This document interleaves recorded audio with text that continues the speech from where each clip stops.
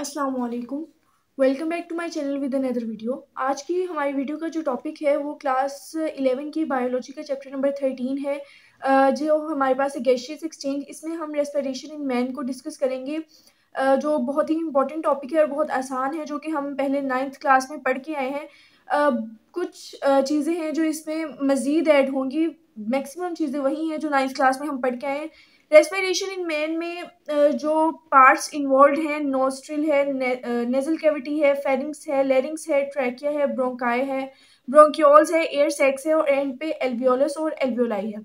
ये सारे पार्ट्स हैं जो कि रेस्पिरेशन में इन्वॉल्व होते हैं। ठीक है, अब बारी बारी हम एक एक करके इन सारे पार्ट्स को डिस्कस करेंगे, किस तरह ये सारे पार्ट्स जो है रेस्पिरेशन में अपना रोल प्ले करते हैं।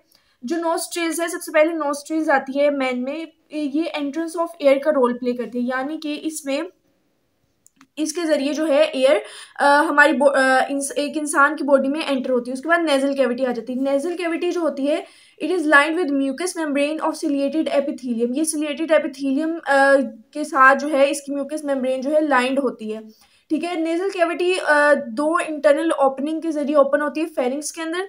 फेरिंग्स एक मस्कुलर पैसेज वे है जो कि उस ओपन होता है लेरिंग्स के अंदर। लेरिंग्स को हम वॉइस बॉक्स भी कहते हैं।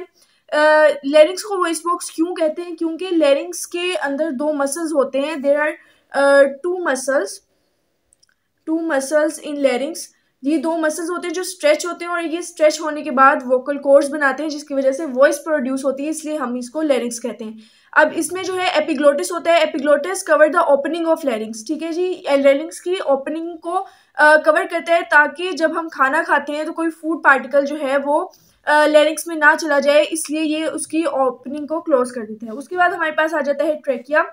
ट्रेकिया को हम विंड पाइप भी कहते हैं। इसमें सी शेप्ड कार्टिलेजिनस रिंग्स भी प्रेजेंट होते हैं। ठीक है जी, ट्रेकिया जो है इसका रोल क्या है? इट प्रिवेंट ट्रेकिया, जो ये सी शेप्ड कार्टिलेजिनस रिंग है, इनका रोल है कि ये प्रिवेंट करते हैं ट्रेकिया फ्रॉम क्लेप्सिंग, यानी कि ये जो हमारी सांस की नाली है इसको कोलैप करने से ये बचाते हैं और एयर के जो पैसेज हैं उनको खुले रखने का रोल प्ले करते हैं। ठीक है जी, ये जो सी शेप कार्टिलेजिनस रिंग प्रेजेंट होती है, इस तरह सी शेप्ड कार्टिलेजिनस रिंग जो है वो ट्रेकिया के अंदर प्रेजेंट होते हैं।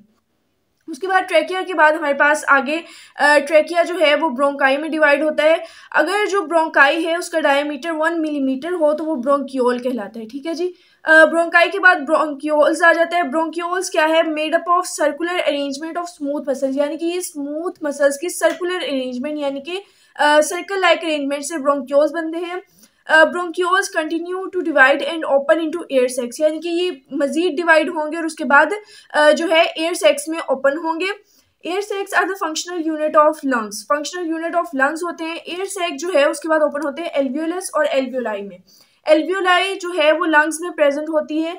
It have grape like cluster, like इनका ग्रेप्स के क्लस्टर्स की तरह इनका स्ट्रक्चर होता है और ये गैशियस एक्सचेंज के लिए साइट प्रोवाइड करते हैं। यानी कि इसके अंदर गैशियस एक्सचेंज किस तरह से होती है कि इसकी जो एल्वियोलाई है ये लंग्स के अंदर प्रेजेंट होता है। इस जब हवा लंग्स के अंदर आती है तो वहाँ पे रेस्पिरेशन इसी के ज़रिए होती है। ठीक है जी, ये हमारे पास जो है रेस्पिरेशन इन मैन था।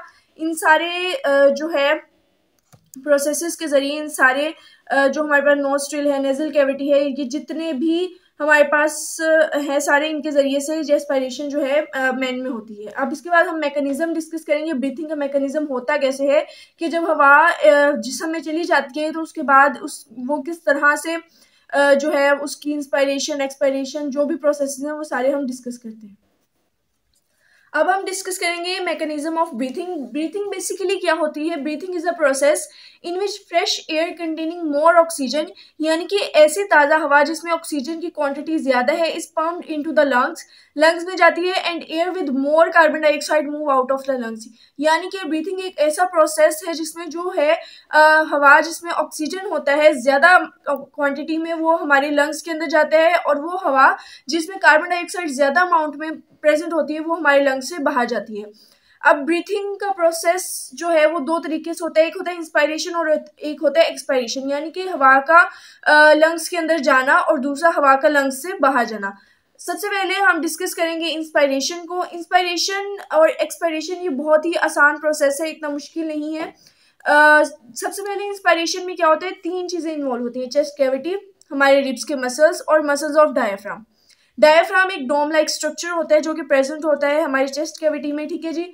चेस्ट कैविटी की जो स्पेस होती है, जब इंस्पायरेशन होती है यानी कि जब हवा द इनहेलेशन ऑफ एयर, यानी कि जब हम हवा को लेके जाते हैं, इनहेलेशन करते हैं हवा की, इनहेलेशन ऑफ एयर होती है इंस्पायरेशन, जब हवा हमारे लंग्स के अंदर चली जाती है तो क्या होता है कि जो चेस्ट कैविटी की इनसाइड इंटरनल स्पेस है चेस्ट कैविटी की वो इंक्रीज हो जाती है और जो हमारे रिब्स के मसल्स हैं वो कॉन्ट्रैक्ट कर देते हैं और move ribs upward and forward direction, यानी कि जब हवा चेस्ट कैविटी के अंदर जाएगी एक तो उसकी स्पेस बढ़ जाएगी, उसके बाद जो हमारे रिब्स के मसल्स हैं वो कॉन्ट्रैक्ट कर जाएंगे और रिब्स अपवर्ड मूव करेंगे, उसके बाद जो डायफ्राम के मसल्स हैं वो भी कॉन्ट्रैक्ट कर जाएंगे और इनके जो डोम लाइक स्ट्रक्चर है वो लेस डोमिनेट हो जाएगा, लेस डोम लाइक होगा, ठीक है। इन सब के बाद क्या होगा कि ये सारा जब फैक्टर्स काम कर देंगे तो उसके बाद क्या होगा कि this reduce the pressure. Pressure किसका रिड्यूस करेगा? लंग्स का, ठीक है। Pressure from lungs is remove, यानी कि लंग्स के अंदर जो प्रेशर है वो रिमूव कर दिया जाता है और लंग्स की जो है एक्सपेंशन होती है, उसके बाद लंग वैक्यूम बनता है और लंग वैक्यूम बनने के बाद जो एयर है, क्योंकि लंग्स एक्सपेंड हो गए हैं, लंग्स के अंदर प्रेशर कम कर दिया गया है, इसकी वजह से लंग्स जो है वो एयर जो है वो लंग साइड मूव करेगी, तो ये हमारे पास इंस्पायरेशन है। इसी तरह हमारे पास जो एक्सपायरेशन है वो इंस्पायरेशन का जो है उल्ट प्रोसेस। एक्सपायरेशन ऑफ एयर जो है इसमें क्या होगा कि जो चेस्ट कैविटी है उसमें जो है स्पेस इंक्रीज हो रही थी तो इसमें स्पेस डिक्रीज होगी। आप अगर इंस्पायरेशन याद कर लें तो एक्सपायरेशन बिल्कुल उसका उल्ट है, ये बहुत आसान हो जाएगा आपके लिए।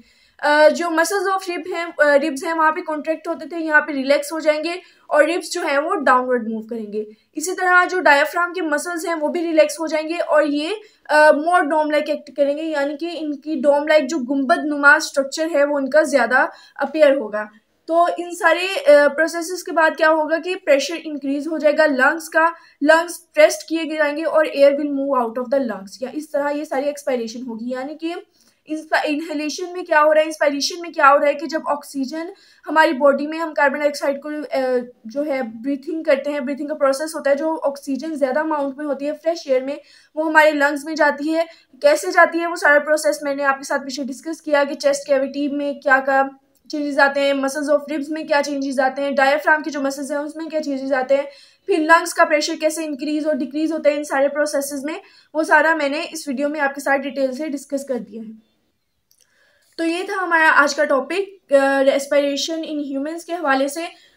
मैं उम्मीद करती हूँ कि ये वीडियो आपके लिए काफ़ी हेल्पफुल रही हो। अगर आपको ये वीडियो पसंद आई हो तो चैनल को लाइक, शेयर और सब्सक्राइब ज़रूर कीजिएगा और मज़ीद वीडियोस देखने के लिए बेल आइकन को प्रेस कर दीजिएगा। अल्लाह हाफिज़।